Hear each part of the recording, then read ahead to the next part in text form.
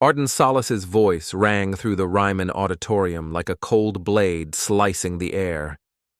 "Hey, you there, the man in the janitor's uniform at the back, come up here now." 500 guests turned their heads in unison. On the live stream, 2 million people were staring straight into this moment. Tariq Ellison, 32 years old, stood frozen. His hands were trembling, and the thing that made him look most out of place was the pair of yellow rubber gloves still on his hands. He had finished wiping down the stage exactly 10 minutes earlier. "I am sorry, ma'am. I did not think that.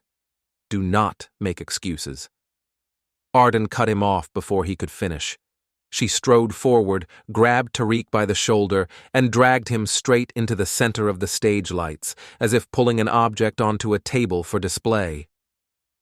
"Let everyone see," she said, her voice sweet to the point of being fake, "whether you can actually sing or whether you are just taking up space here." Then Arden turned to the band and snapped her fingers sharply. "Play Higher Ground for him." She curled her lips into a smirk, an impossibly high note, the same note that once earned me $2 million. And just as the band was about to come in, Arden leaned in close to Tariq. She switched off her own microphone, but his mic was still live. Her voice dropped to a whisper that the entire auditorium and all 2 million viewers heard perfectly clearly. "Fail quietly, kid." The air froze. The entire hall held its breath. Tariq stood there under lights blazing like fire, with hundreds of eyes in front of him and a world behind him passing judgment through a screen. But what he did next would not just prove Arden Solace wrong, it could also bring down everything she had built on lies. To understand why this moment matters, we need to rewind 4 hours earlier. Tariq Ellison was not always a man who cleaned floors. 5 years earlier, he had been one of the most promising contestants on Voice of Tomorrow, the hit talent competition on which Arden Solace sat as a judge. Tariq possessed a rare high tenor voice with a vocal range spanning from C3 to C6. But what caught professionals' attention was his ability to transition between registers, shifting from chest voice to head voice as smoothly as flowing water, so seamlessly that listeners could not detect the exact moment his voice changed. Everyone believed Tariq would go far.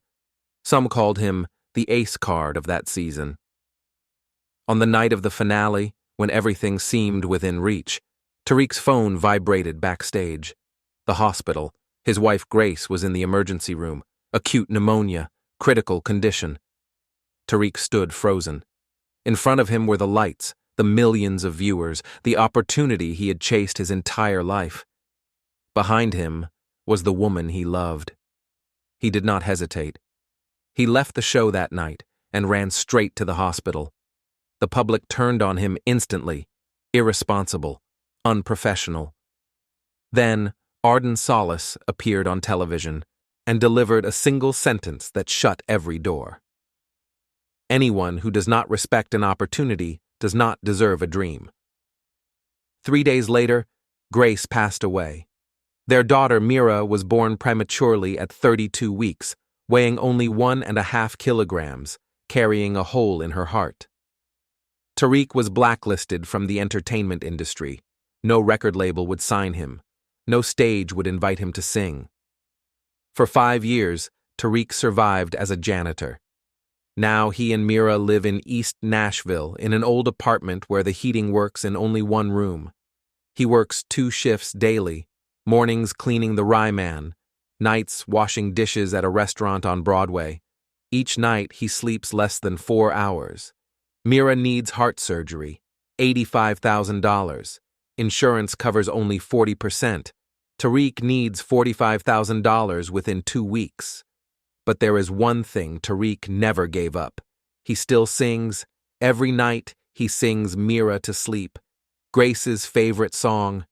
Tariq always sings very softly, as if singing louder would cause the memories of Grace to crash down and crush him. Mira often whispers to her father, "Daddy's voice makes my heart feel better." The nurses have noticed it too. Mira's heart rate becomes noticeably more stable whenever she hears Tariq sing. No one can explain why. But Tariq knows. It is not technique, not pitch. It is love. The only thing he still has left to give his daughter. Arden Solace hosted a gala called Voices for Hope at the Ryman, raising funds for Vanderbilt Children's Hospital and its congenital heart treatment program, the very condition Mira was suffering from. That night, Tariq was on the evening shift. He knew the money raised tonight could save his daughter's life. 500 tickets at $500 each, $250,000. From the upper balcony, Tariq quietly looked down at the giant screen displaying images of children with heart disease. Among them was Mira. He had signed consent forms allowing the hospital to use his daughter's image. The rehearsal began. Tariq was cleaning the glass when Arden walked in to warm up. The band played the opening chords of Higher Ground. Arden's voice rang out powerfully in the lower sections. Solid. Controlled. But when the song reached the bridge, where the melody climbs toward C6, Tariq sensed something wrong. Arden's neck tightened, her shoulders lifted. When she tried to reach C6, her voice cracked at a sharp 5, nearly a tone and a half below the target. Arden cleared her throat. "My throat is too dry." Then she ordered the sound technician. "Turn up the backing track louder. I need support." The technician adjusted the settings. Arden sang again. This time the high note rang out perfectly. Too perfect. Tariq stood frozen. His ears had been trained through years of studying music. He could distinguish between a live voice and a recorded one. He heard the faint metallic sheen of digital sound. That C6 did not come from Arden Solace. It came from the speakers. Tariq remembered 5 years earlier. Anyone who does not respect an opportunity does not deserve a dream. She had destroyed his career by labeling him unprofessional, while she herself was cheating. He opened his phone and searched for information about Arden's previous galas. A small article from last year. Only 15% of funds from Voices for Hope reach the hospital. The remaining 85% is listed as administrative expenses. 15% of $250,000. Only about $37,000 reached the children. Where did the rest go? Arden's management company, production costs, marketing for her personal brand. Tariq felt something ignite in his chest, not anger, but resolve. A 32-year-old black man who had lost his wife, raising a heart-sick child alone, standing in a cold janitor's room and deciding, enough. The gala began at 7. Tariq finished his shift and prepared to leave, but as he reached the wings, he stopped. On stage, Arden appeared in a shimmering sequined gown. "Ladies and gentlemen," Arden said, "tonight is not just about music. It is about hope, about giving these children a chance to fight." The cameras swept to images of children with heart disease. Among them was Mira. Arden continued. "Every ticket, every donated dollar, will go directly to help these little hearts." Tariq stared at his daughter's face on the screen, and in that moment, he knew. He could not let Arden continue lying for one more second. Arden introduced Higher Ground. This song is proof that when you believe in yourself, you can reach unimaginable heights. The band came in. When the song moved toward C6, the sound rang out. Perfect, clean, flawless, but it was not a human voice.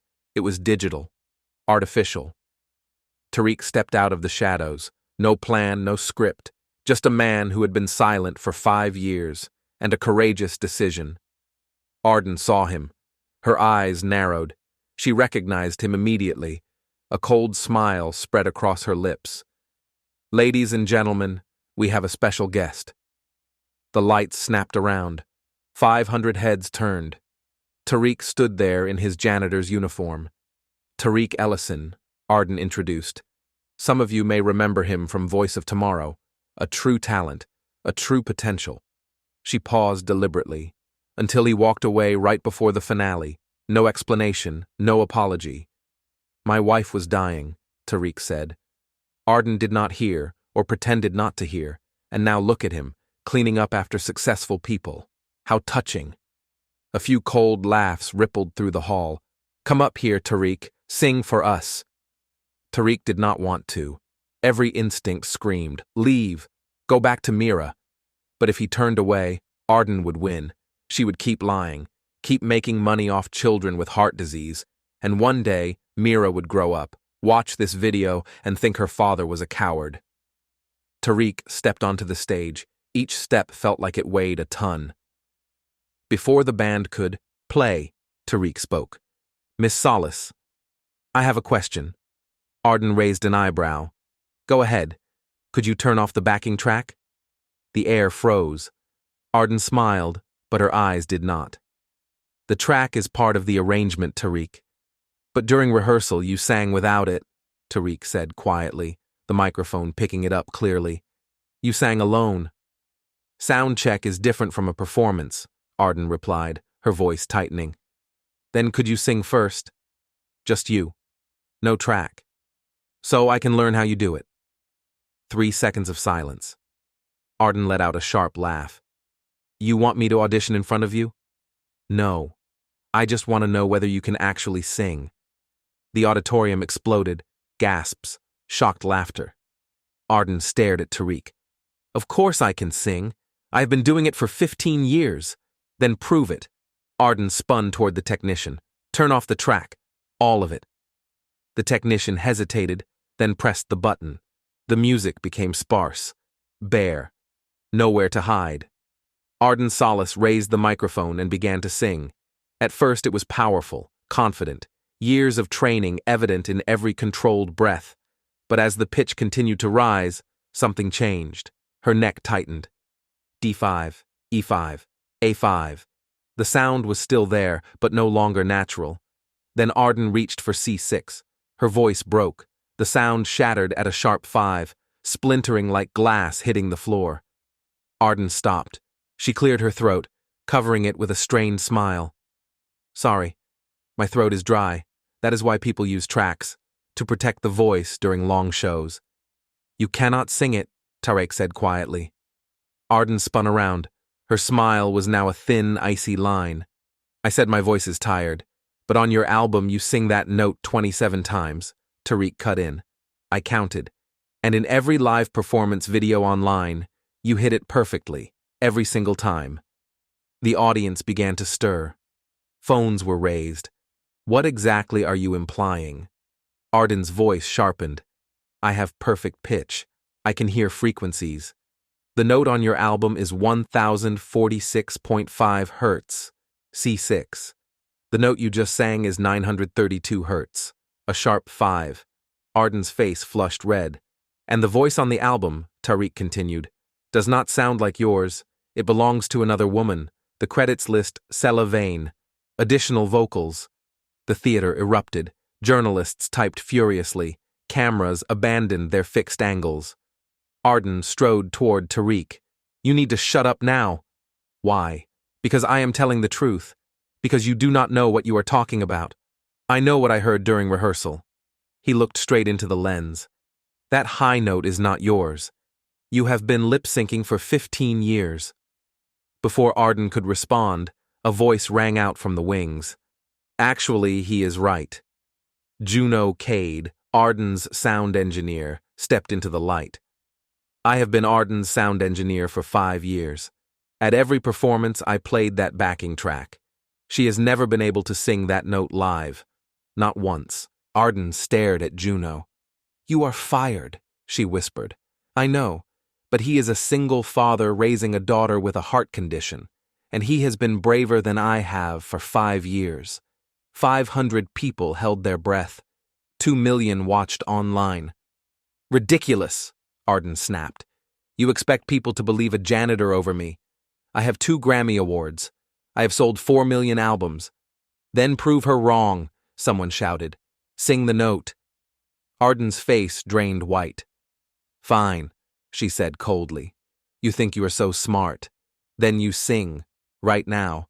No preparation, no warm-up, no second chance. Tariq's hands trembled. From the guest seating, an old voice rang out. "You have got this, Tariq." Tariq turned. Gideon Marr, the 60-year-old janitor who had worked at the Ryman for 30 years, was standing up, clapping slowly. "Sing the way you sing for Mira." Tariq closed his eyes, took a deep breath, felt the air fill his lungs. Every lesson, every memory, every pain, settling deep into his bones, he opened his eyes. Play higher ground, no track. The music began. Tariq started to sing. His voice was gentle, almost hesitant. A few audience members exchanged glances. He sang well, solid, but nothing extraordinary. Yet. Then came the pre-chorus. Tariq's voice opened up, power increasing without losing control, something raw, something honest, something Arden's polished performance had lacked. He was not performing. He was testifying. The melody climbed. D5, E5, F5. His voice followed effortlessly, light and clear. No sign of strain. Arden shifted. Her jaw tightened. The bridge arrived. Tariq transitioned registers smoothly. G5, A5, B5. The entire auditorium sat up straight. Then Tariq reached for C6. The sound burst out, crystal clear. No break, no strain, no tricks. Just a pure whistle register note, ringing like a crystal bell. He held it for 4 seconds. Perfect. Someone in the front row gasped, but Tariq was not done. He pushed higher, D6, E6, F6. A range that even Arden's backing track had never dared to touch. His face was calm, almost serene. Then he brought the voice back down. Every transition seamless. Every note a small miracle. When the final word faded, no one moved. Then the theater exploded. 500 people leapt to their feet, shouting, applauding, faces streaked with tears. The live stream went wild. Within 30 seconds, 50,000 shares. From the front row, Yolanda Carter, an R&B legend, stood up crying. "That is the best thing I have ever heard from a janitor in my entire career. Tariq, you did not just hit that note. You owned it." Darius Holt, a producer who had worked with Alicia Keys, shook his head. "I need to say this. I have been in this industry for 30 years. And tonight, we just witnessed a janitor sing a note that the woman who made it famous truly cannot." The weight of his words pressed down on everyone. Darius turned to the audience. "The album recording. I was the mixer. I was there. Tariq is right. That is not Arden's voice. It is Selah Vane, a studio singer from Austin. She was paid $2,000 and forced to sign an NDA. She was never properly credited." The theater erupted again. Journalists typed furiously. Arden finally found her voice. "This is insane. You are going to destroy my career over a backing track. Everyone uses tracks." "But they do not claim to be singing live," Yolanda shot back. "They do not sell tickets for live performances and lip sync. That is fraud, Arden." Arden turned to Tariq. "You will regret this," Arden whispered, just loud enough for the microphone to catch it. "You, your little family, and your sick daughter. I promise you will never work in this industry again." The threat hung in the air, recorded by every camera. But Tariq was no longer afraid. For the first time in 5 years, he felt free. "I do not work in this industry," he said steadily. "I sing because I love it, and you cannot take that from me." He paused. "But maybe it is time someone took it from you." 500 people rose to their feet, applauding, not for Arden Solace, but for a father who refused to lie. Arden turned and walked off the stage. The chaos lasted nearly 20 minutes. Tariq sat backstage on a folding chair. Gideon sat beside him. His phone vibrated. From the hospital. Mira had watched the live stream. "Daddy, I saw it.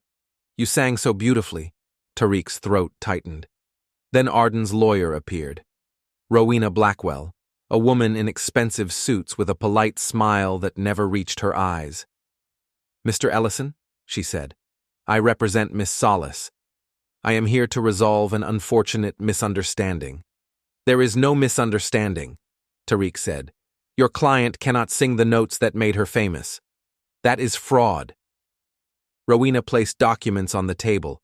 If you sign this, everything goes away. Tariq read. The document said he made false accusations, that he apologized, that he was seeking attention.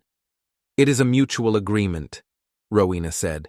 In return, Miss Solace will not pursue legal action, and as a gesture of goodwill, she will fund a $100,000 music scholarship for you. She paused. We are also aware your daughter needs surgery. We will cover the full $85,000. $185,000.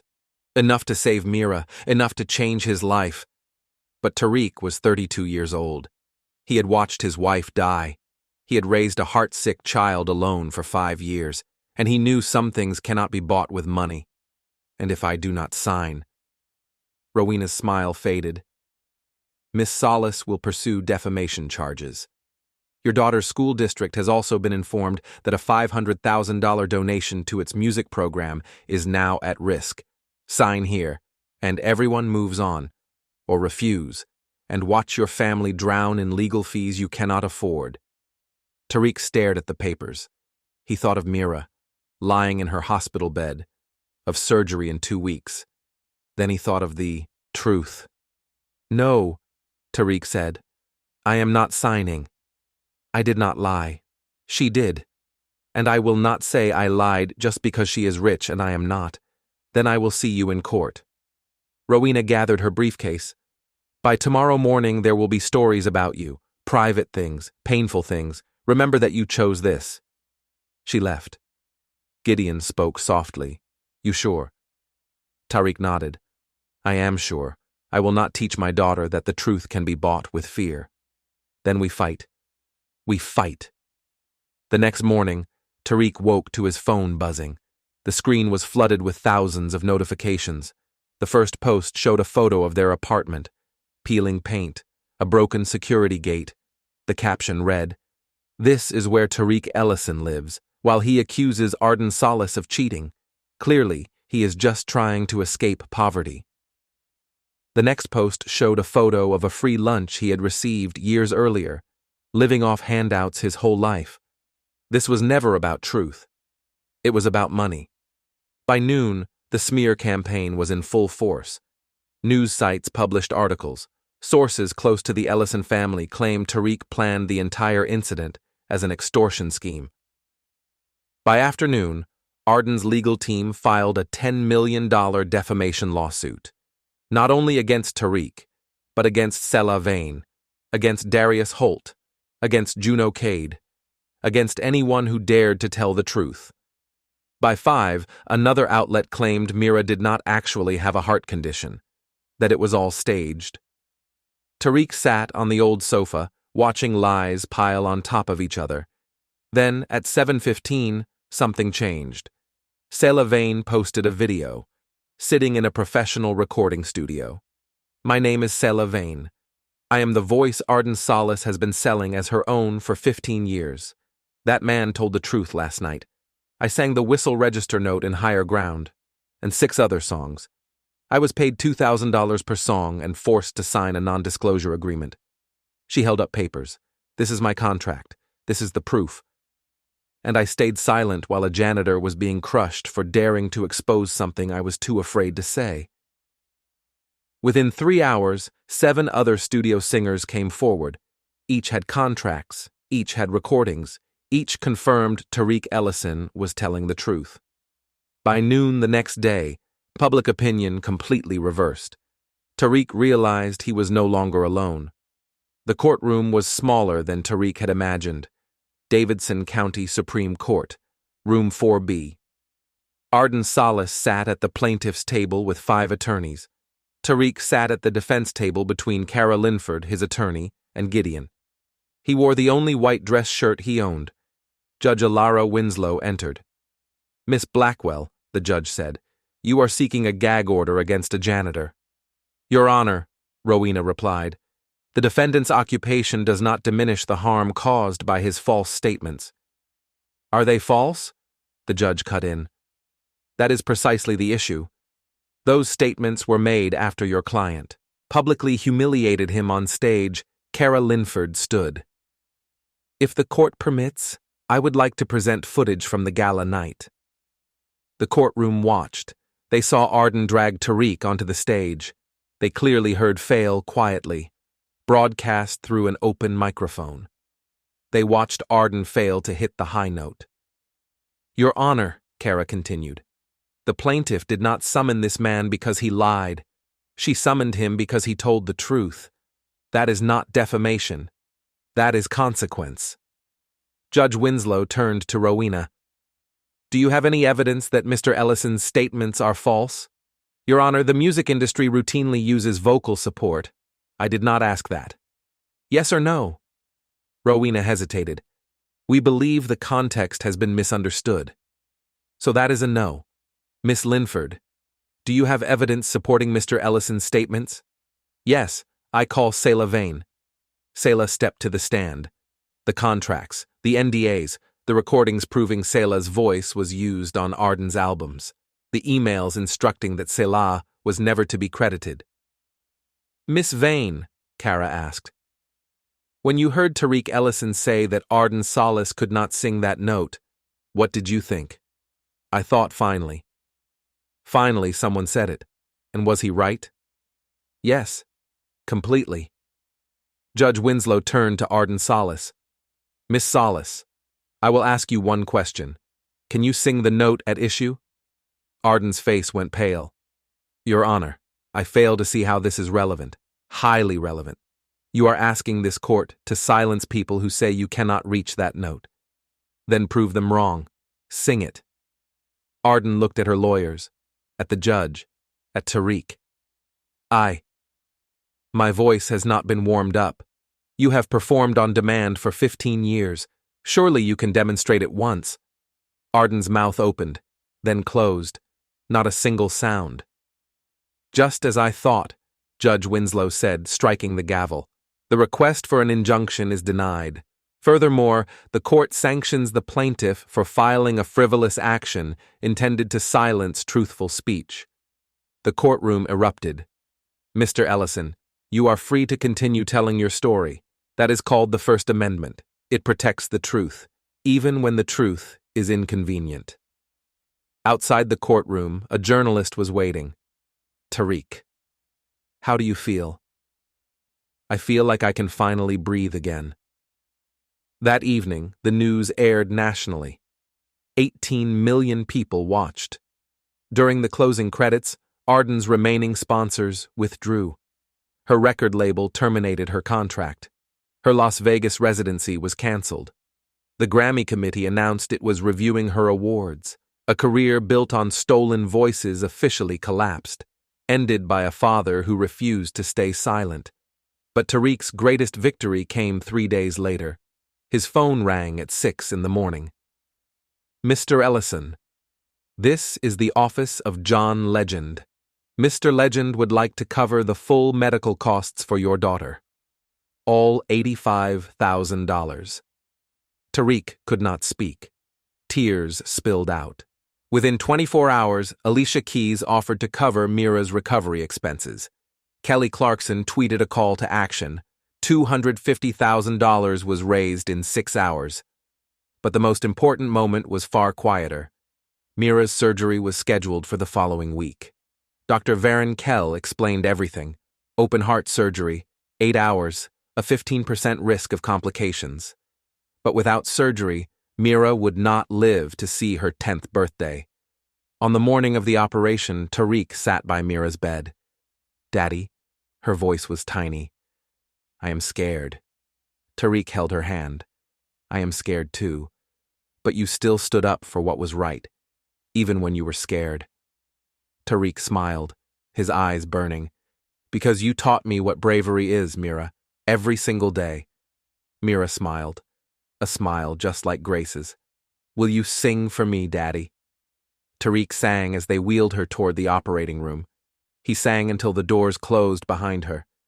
Then he collapsed into a chair in the waiting room. The next 8 hours were the longest of Tariq's life. At the 8th hour, the operating room doors opened. Dr. Varenkel stepped out, pulling down his mask. Exhausted, but smiling. The surgery was successful. Your daughter's heart is healthy now.